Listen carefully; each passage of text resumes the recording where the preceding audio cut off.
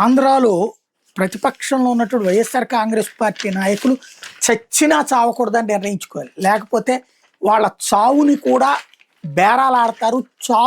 చావు చచ్చేదాకా చంపేస్తారు అన్నమాట చావుని కూడా. ఇది వినడానికి చండాలంగా ఉంటుంది పదం, కానీ నిజం.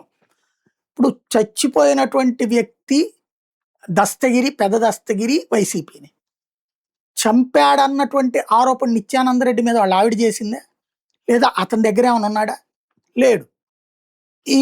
ఇది ప్రభుత్వానికి ఉచ్చు బిగుసుకోవడం కాదు, ప్రభుత్వ అసమర్థత కింద అనడానికి కూడా ఏం లేదు. అది పోలీసు వైఫల్యం అవుతుంది లోకల్గా, లేదా సహజ సిద్ధమైన నేర సంఘటన అవుతుంది. 4 రోజులు పోతే అసలు దోషులు ఎవరో దొరుకుతారు. కానీ ఈ లోపు కింద స్థాయిలో ఉన్న వాళ్ళ దగ్గర నుంచి ఏకంగా ముఖ్యమంత్రి దాకా దస్తగిరిని జగనే చంపించేశాడు అన్నట్టు, ఏదైతే వివేకానంద రెడ్డి టైంలో కూడా అట్లాంటి తప్పుడు ప్రచారమే చేసుకొచ్చారు. వివేకానంద రెడ్డి వైసీపీ అభ్యర్థిని గెలిపించడానికి తిరుగుతుంటే ఆ అభ్యర్థి జగన్ చంపేశాడని ప్రచారం చేశారు. ఇప్పుడు దస్తగిరిది అదే.